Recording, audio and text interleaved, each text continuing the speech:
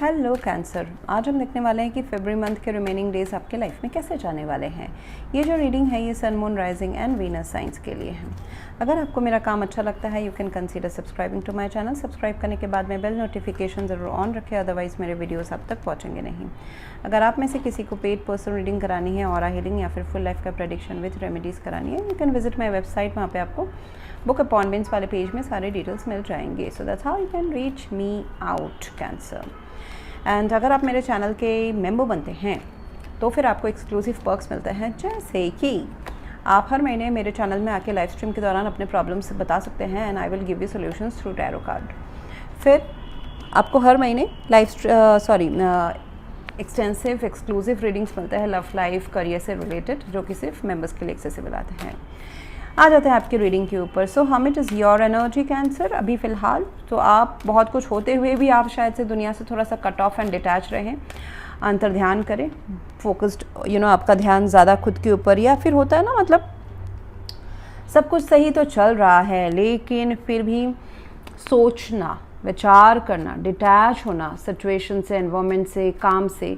8 of pentacles hopes and fear में है। कहीं ना कहीं आपको कहीं पे इन्वेस्ट करने में, चाहे आपका वर्क प्लेस हो, वहाँ पे इन्वेस्ट करने में आपको कन्फ्यूजन एंड गोइंग एज पर द फ्लो, ये सारा हो सकता है कि आपको क्लैरिटी कहीं पे थोड़ी सी कम हो सकती है।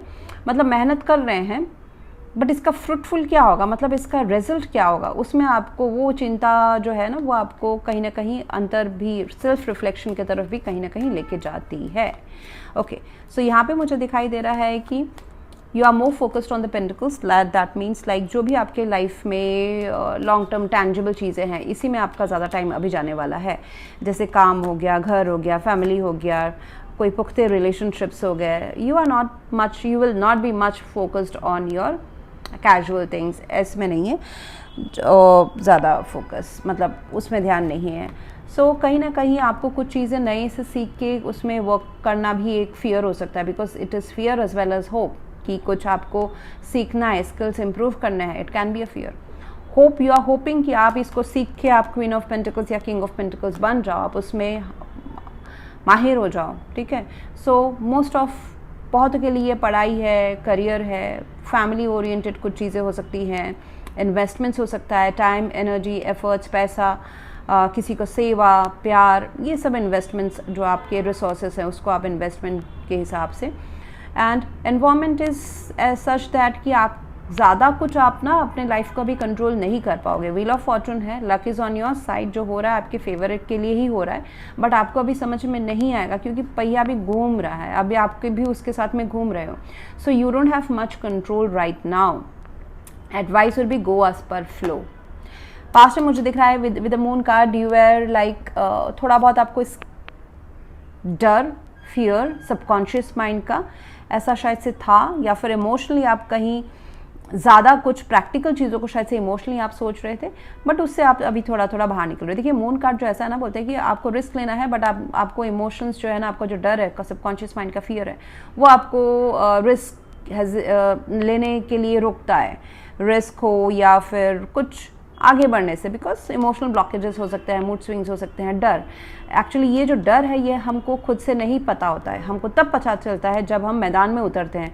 अरे हमारे अंदर सब कैपेबिलिटीज़ है, फिर भी हम हेजिटेट क्यों कर रहे हैं, फिर भी सेल्फ डाउट क्यों आ रहा है। So it is like that. So ये इस लाइफ टाइम के हो सकते हैं, पास्ट लाइफ टाइम से भी आ रहे होते हैं। So it is in your soul. So आप उससे काफ़ी बाहर निकले हैं। Now you are focused on your work and you are becoming resourceful, very very resourceful in near future. जैसे कि आपके पास हर चीज़ रहेगा, लोग आपसे उल्टा आप लोगों को आप दोगे, चाहे वो कहीं के भी हो, मतलब आपके करियर में कलीग्स हो, फैमिली हो, पेरेंट्स हो, दोस्त हो, आपके पास फाइनेंशियल सपोर्ट, इमोशनल सपोर्ट, सेवा, प्यार। You will be very very kind and generous in the near future. देखिए इतना सारा ग्रीनरी आपके पास है, क्यों? आप ये ग्रीनरी इस तभी होता है जब हम यूनिवर्स के साथ ना अपनी एनर्जी को रोटेट करते हैं, मतलब जो हमारे पास है हम रिसाइकिल कर रहे हैं, वो वापस दे रहे हैं हम यूनिवर्स को, सोसाइटी को, तो फिर वो 10 गुना होकर हमारे पास आता है। सो दैट्स व्हाट आई सी।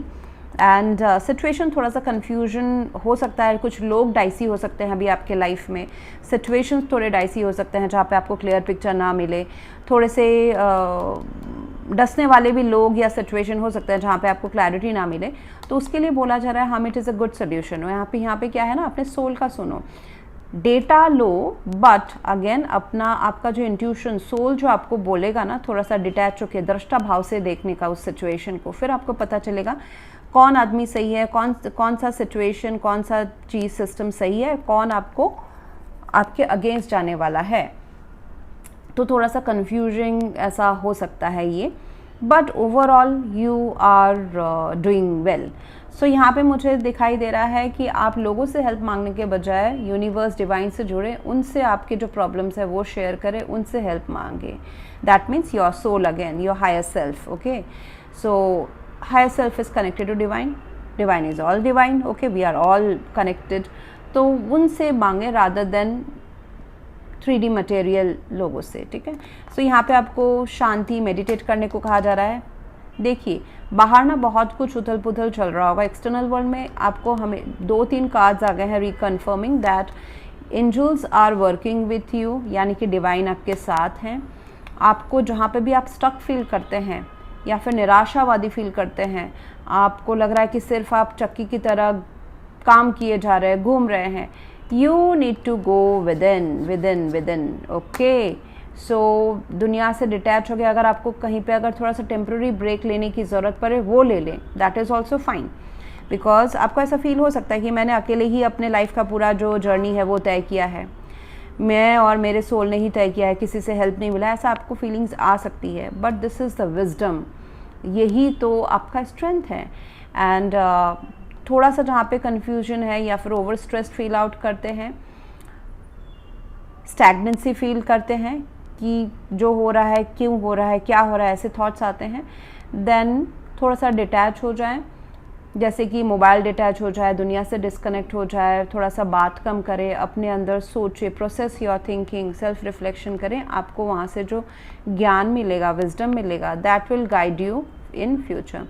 आपको अगर किसी को फॉरगिव करने की ज़रूरत है तो ज़रूर करें, वो खुद हो सकते हैं, आपको शायद से खुद को भी, खुद के एक्सपेक्टेशंस, बहुत टाइम ऐसा होता है can say that we have set expectations from our self, वो जब हम कभी हमको अगर मैच नहीं करते हुए नज़र आते हैं तो हमको खुद के ऊपर लगता है कि हमने ये क्या किया। सो अपने से बहुत ज़्यादा हाई एक्सपेक्टेशन ना रखें, उसमें खुद को फॉरगिव करें एंड दूसरों को भी फॉरगिव करें। अगर कोई आपके एक्सपेक्टेशन में खरे नहीं उतरे हैं तो जाने दे, फॉरगिवनेस मतलब let go and release. Okay, ज़रूरी नहीं है हर चीज़ परफेक्ट हो, हर इंसान परफेक्ट हो या आप परफेक्ट हो।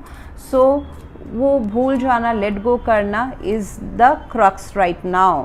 सो आपके लव लाइफ को शायद से आपका जो काम है वो इम्पैक्ट कर सकता है इस महीने, जैसे कि या तो कम मतलब फाइनेंसेस एंड करियर स्टेबल ना होना, या फिर आपका बहुत ज़्यादा उसमें इन्वॉल्वमेंट होना। 8 ऑफ पेंटिकल्स टेल्स मी कि हाँ आप बहुत ज़्यादा शायद से इन्वॉल्व हो रहे हो, इट इज़ अ डेडिकेशन वाला एनर्जी है, डेडिकेशन, कंसिस्टेंसी, तो बहुत ज़्यादा आपका फोकस करियर में रह सकता है, जिस वजह से आपका फैमिली लाइफ इम्पैक्ट हो सकता है। सो ऐसा भी हो सकता है बहुतों के लिए। So overall this is a very good reading, यहाँ पे सब कुछ अच्छा ही हो रहा है, बट आपका मेंटल उथल पुथल थोड़ा सा हो सकता है, बट उसमें डिटैच होने से आपको सारा सोल्यूशन मिल जाएगा। एंड जैसे कि होता है ना, काम करो एंड बी काम, मतलब वर्क एंड बी शांत, काम within me. Okay, so that energy will help you to grow. So overall very nice. This is what I have for you right now. Please do like, share, comment and subscribe. Thank you.